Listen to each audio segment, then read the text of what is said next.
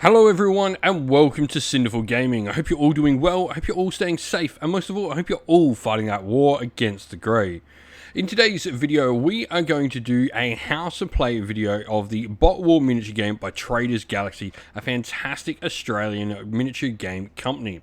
Now, we're going to take you through the core rules today and show you exactly how to play this game. This won't include anything like the special rules and additional sort of rules on top of this, but it will show you the core fundamental basics of how the game works and hopefully give you an idea to maybe go watch some of the battle reports and see if this is a game that you want to get yourself into. With that said, let's get cracking on and let's go through everything you need to know about how to play Bot War, the miniature game.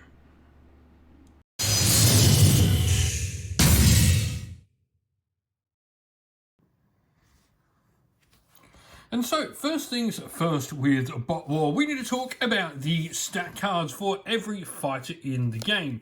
And so, we're going to go through them. Now, this one is for Dukao, who is a member of the Valiants. You can see up the top corner, we have these different symbols. Over here, we have the coil symbol on Shogun here, who is another one of our bots. And these two are currently in the starter set and will be going head to head against each other. So you have your faction symbol up here in the top, and then you've got your bot's name. Each bot has a unique name, though some bots do have the same name or various different types. As you can see here, you've got cannot be taken if War Duke or General Duke is taken. Obviously, that is Dukao in his other forms. And then up here, this number is the points value of each bot. Each bot has a set points value, and you can buy upgrades that are various points as well. Now, interesting, we have our main sort of stat line. The first one here is strategy rating. This is incredibly important to how the game functions. What happens with strategy rating is you activate bots from both players in an ascending order, starting with 1 and finishing with 10. This means that there is the chance for potential players to have multiple bots activate in the same sort of chain before their opponent gets an activation.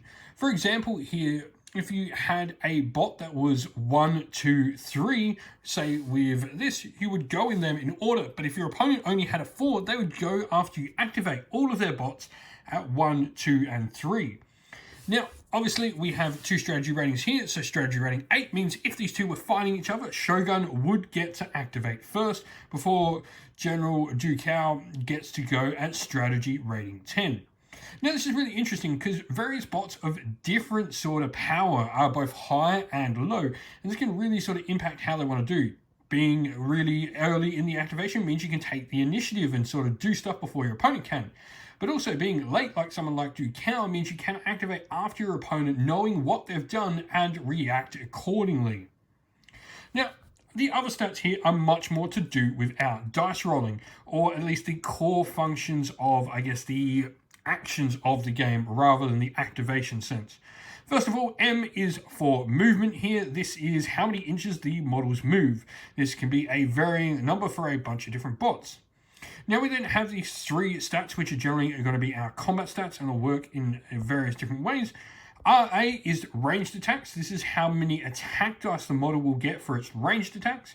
And CA is combat attacks, so how many times this model will get attacks and how many dice it will get for close combat attacks. SH is shield. This is how many defense dice the models will get, or shielding dice as they're referred to in the game. Now we then go to this D here with these various numbers here. This is the damage of the bots. Essentially, how many wounds, if you've come from other war games, how many times your bots can take a point of damage before they go down. Once they are removed to 0, so once the Dukao takes 10, he is removed from play. The rest of the card here, we then have a super ability. Now, some bots will have more than one, and depending on some of the other abilities they have, they'll either be able to use one or multiple of them throughout the game. The other lesser abilities here written in the smaller black text are your generic sort of passive abilities that your bot will always have access to at all times. There'll also be any notes, like of course, cannot be taken with War Duke or General Dukao here in the bottom as well. Another important core function of the game is this little pink square here.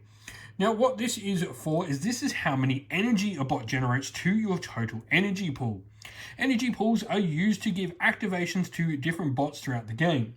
So for example, if Ducal would have 3 energy here, this would allow him to generate this many and then distribute these amongst his own force. Now,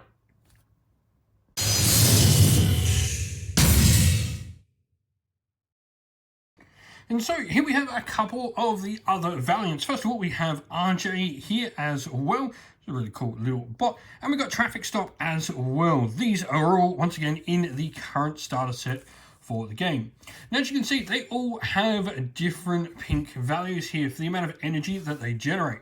So you can see that we have 3 that would go into our communal pool to begin with, along with 2 for RJ and 2 for Traffic Stop. This allows us to evenly distribute these wherever we want. So we can say, for example, we want to do more with RJ this turn. She can have 4 of them.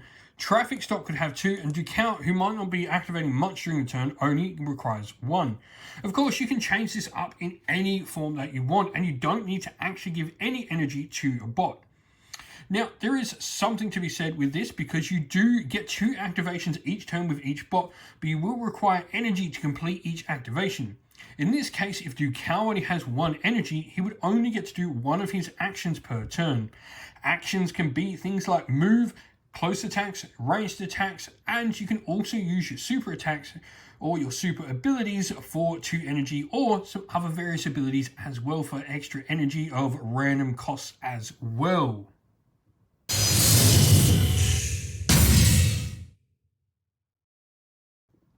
Movement for the game is pretty simple. Each card, as we will see, has a movement value on it. For the case of Ducal, it is 7. This means you measure from the front of his base to the 7 inches point. No part of the model may move more than the 7 inches, so if you have to go around corners, you will need to measure the bend. You don't measure in perfectly straight lines, but that is essentially just how you do movement. Nice and simple. You move the amount of inches equal to your movement value, and no part of your model can move more than that value. Doing a move as well will cost you 1 energy like any of the standard base actions in the game. This includes close attacks and range attacks as well.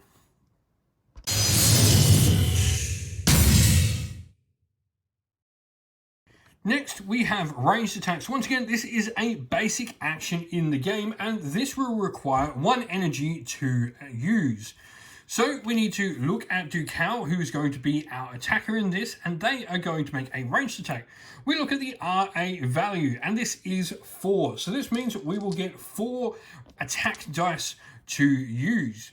Now, if we are at a short range, we will get to use all of these dice. If we're at long range, we will actually subtract 1 from the roll, and we won't be able to do any power boost. Talk about that in just a second. Now, measuring for short and long range, all ranged attacks in the game have a 24-inch range. Any short-ranged attacks are considered it to be so if they're within 10 inches of the target model. Now, if we are going to roll for our attacks, we can choose, if we're at short range, to power boost the attack. This is costing us an extra energy point, but isn't an extra activation. So if Ducal had 2 energies while producing his attack, he could spend 1 to do the attack and then 1 to power boost. You can only power boost each attack once. Now, what this does is this adds an extra attack dice into the pool. We then would roll the attack dice here, and we would count the amount of little explodey dots we have, and this would be the amount of damage we cause with our attack. In the case of this, we have 3, 4, 5, 6 points of damage done to Little Mineshaft here. Now, Mineshaft is going to get to roll a defense roll against these attacks. We can look at his little card here and find he has 2 shields on him.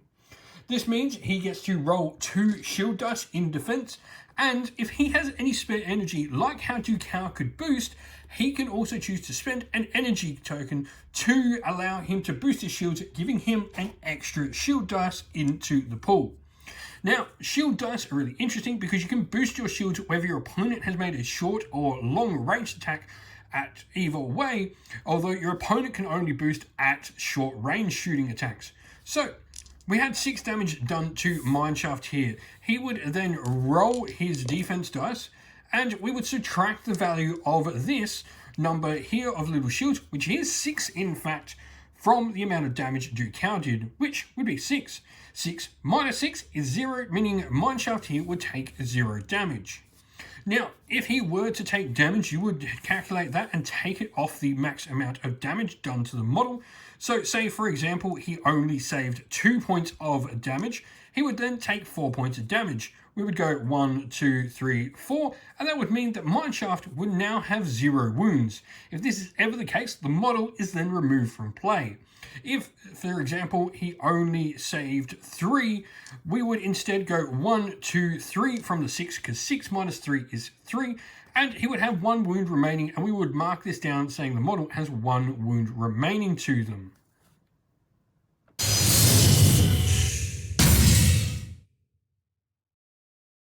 Next, we have close attacks. Now, close attacks can be done when your model has moved into base contact with an enemy model. To do this, you have to have movement and line of sight at the beginning of turn to a model you wish to enter close combat with. So, for example, here, there's nothing intervening, so Dukao could freely move. If, for example, we would have a building in between the two, Dukao can no longer see Mineshaft and he wouldn't be able to make the close attack charge to do so. But we, for example, in this are going to say that Dukao can charge. Now, this would be a standard movement, even though he is going to try and do close attacks. You do always need an energy to move, and then you would need an energy to do the close attack as well. Looking at our stat card here, we go to CA, which is close attack, and this is how many dice we get for our offense. So once again, we would get 4 purple dice, which are the attack dice. In close attacks, we also add a critical dice. These are black dice that we can add, though there are some special dice. For example, if we have the coils, we've got that cool special dice, but this is called a critical dice here, and this is just a more high-powered damaging dice. You have to add one of these to each critical. Also, if you have any friends in the same fight as you, for example, see traffic stop here joining the fight, we get to add an additional attack dice into this as well. So, like before, we roll and see how much damage we do with our close attack, which are generally more dangerous than your ranged attacks. This would be a total of 6, 7, 8, 9, 10, 11 points of damage to poor Mineshaft. Now, like our ranged attacks as well, you can spend energy to boost these attacks once as well. So we would have been able to add another dice on top of that if we wanted as well. But not really a big need here when fighting such a minuscule fighter. Now, once again, the defense roll is made. So we would have Mineshaft with his shield of 2. But he could also spend an energy if he had one to boost. Now, can he save himself from destruction? Highly unlikely with 3, which would remove 3 from our pool, but this would still be more than enough to do the 4 wounds to Mineshaft, and he would be removed. Now, if, for example, he was not removed from the fight, he was still there.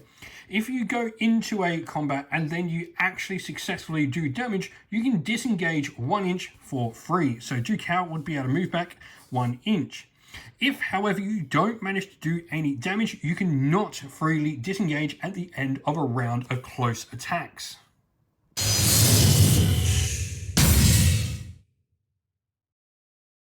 Next up, we have super abilities. These are the abilities listed here in bold at the top of your abilities. Like I said, each fighter will have 1 or more of these, and depending on some of their special rules, they can use 1 or more of them over the course of a battle. For example, Dukao has Ram Attack, which allows him to add some extra movement and get an extra critical dice in the preceding combat. So he can move in. And the thing with your super abilities is they do cost 2 energy to use, so you need to smartly place your energy on fighters that are going to use it. Normally as well, unless you have special rules that say otherwise, a super ability can only be used once per game. In the instance of using a Ram Attack for here, you would get your standard dice, your standard critical dice for a combat attack, but you also get to add an additional critical dice in there as well. So these can generally be quite nasty. You do have other sorts of dice abilities as well for your super abilities, like air support here on Shogun, which we can see. This allows him to triple his movement and fly over the battlefield once per game, but he can't make a charge into combat when he does so or after he does so as well.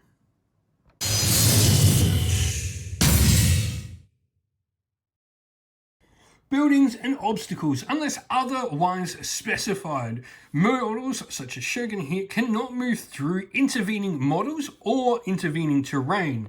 There are obviously examples of where you can ignore these rules, such as using Shogun's super ability to use air support, which allows him to fly over the battlefield, or models that do have the flying support unit rules as well during the course of the game.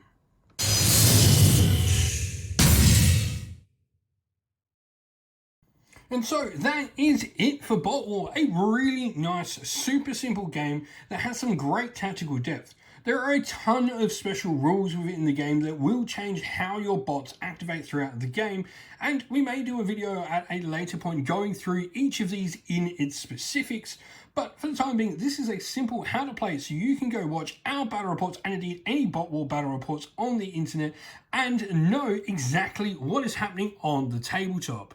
Thank you for watching. We hope you enjoyed our little presentation of Bot War, the miniature game. And that's the end of the video. We hope you all enjoyed it. If you did, please don't forget to leave a like and subscribe to the channel, and also drop a comment down below letting us know what you thought about the video. If you'd like to come chat more with me and other members of our fine little community here at Cinderful Gaming, we have a Discord server linked down in the video's description. Also linked down in the video's description are the best ways to help support the channel. You can use one of our affiliate links to Gap Games or Element Games if you're in Australia or the United Kingdom, or you can subscribe to our YouTube members or Patreon, or grab some merch from our merch stores on Teespring or Ko-fi. All the best ways to help support the channel. As a special thanks to all our Patreon and YouTube members, we'd like to give them all a shout out. So thank you to our patrons: Broken Chef, Andy C, Grimskull, Colorblind Magic, Benjamin Swallows, James Cater, Mark Harvey, Domir, Average Wargamer, JJ Austrian, Cure Dynamic, Andrew Bowen, Outer and Shot First, Kenny Lowell and Soren, and to our YouTube members: Green Roots Gaming, Ronya, Lock Lorick, The Johnny84, Broken Chef, Ariana Edwards, Monty's Tabletop Terrain, James Tillman, Disco, John Castle and Gargamel196. Thank you all once again for watching. Like, subscribe, comment down below. Stay safe everyone, stay well, and most of all, keep fighting that war against the grey. Ciao for now.